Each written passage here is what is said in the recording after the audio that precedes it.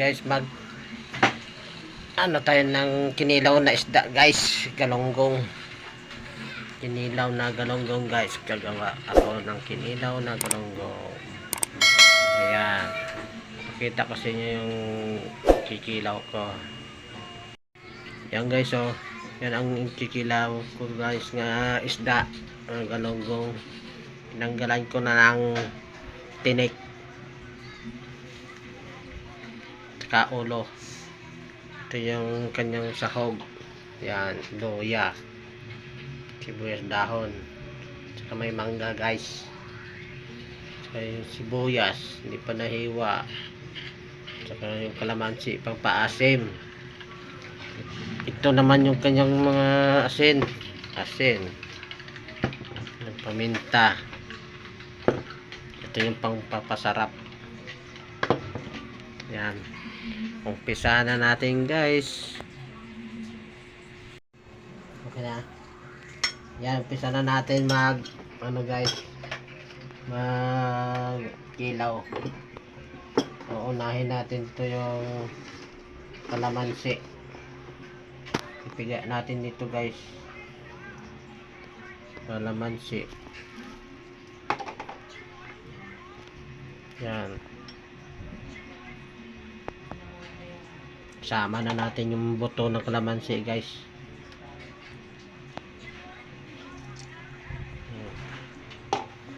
Dalawahan natin kamay para mabilis.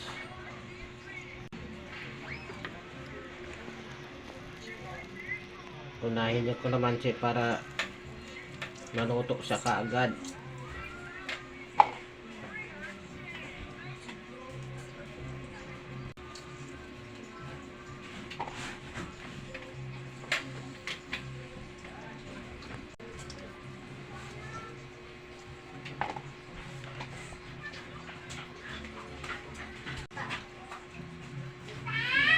Yan, tanggalin natin yung boto.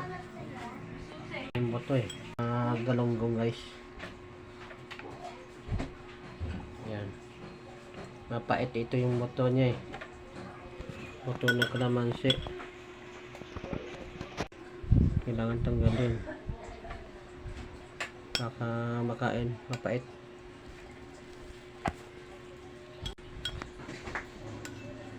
Para hindi pa matanggal.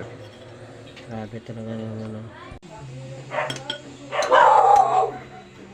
Oh, ito asin. Lagyan natin ng asin.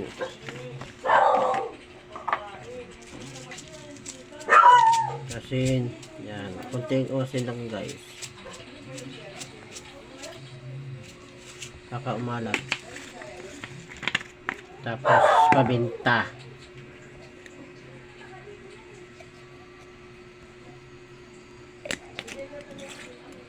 Ito yung pangpasarap.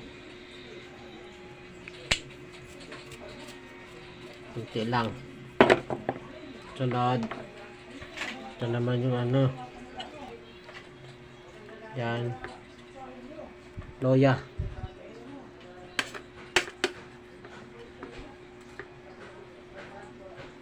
Sunod ito yung sibuyas. Hiwain natin guys.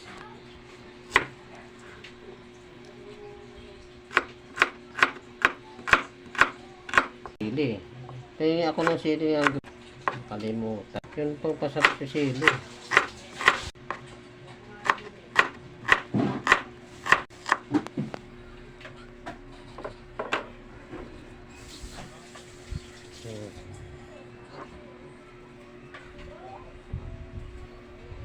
Ang dami naman. Ito naman. Sili. Mahabang sili guys.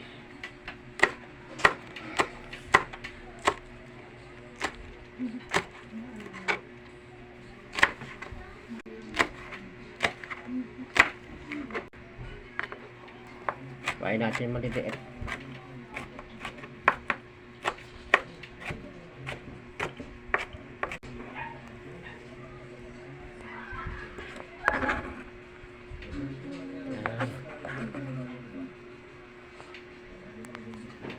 Next, ito sibuyas dahon. Sama natin yung mangga. Ang dami na. Halos hindi na mahalo ito. Haluin natin.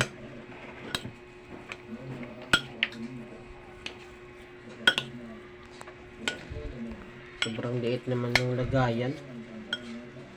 Hindi na mahalo.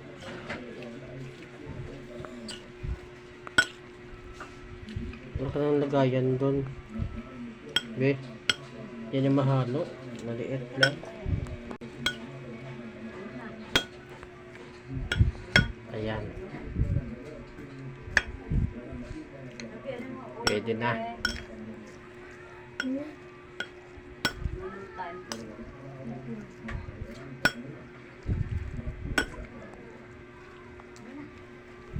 Ayan. Sarap na nito guys. Titikman natin.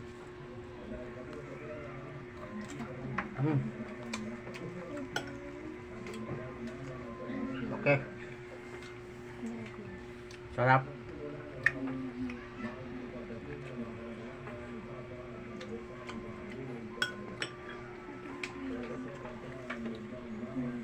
Okay na.